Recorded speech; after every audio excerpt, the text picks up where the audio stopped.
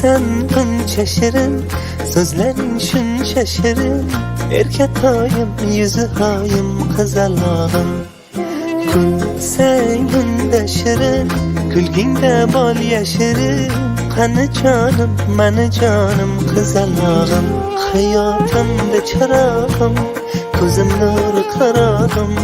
Yuragimda mador, yaxshiyam sen bor, qizalog'im. Ikki nurli yanog'im, so'zi shirin qaymog'im. Dilim senga xumor, yaxshiyam sen bor, qizalog'im.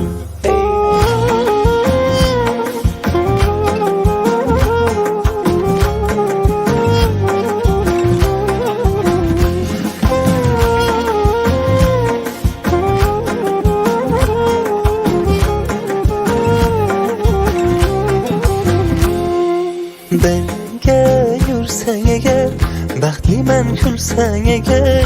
So'zi bolim, gul jamolim, qizalog'im. Aytginni tilaging, buncha go'zal ko'ylaging. Ko'zi chog'im, qo'g'irchog'im, ko'zmi chog'im. Hayotimda chirog'im, ko'zim nuri qarog'im. Yuragimda mador, yaxshiyam sen bor, qizalog'im. Ikki nurli yanog'im, so'zi shirin qaymog'im.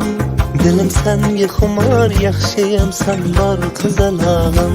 Hayotimda chirog'im, ko'zim nuri qarog'im. Yuragimda mador, yaxshiyam sen bor, qizalog'im.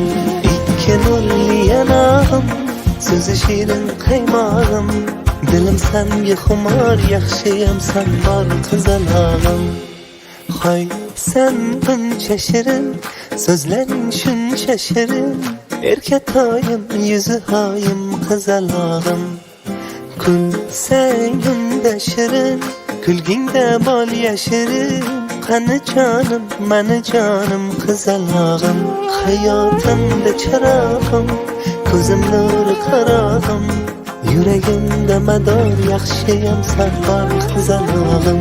Ikki nurli yanog'im, so'zi shirin qaymog'im. Dilim senga xumor, yaxshiyam sen bor, qizalog'im.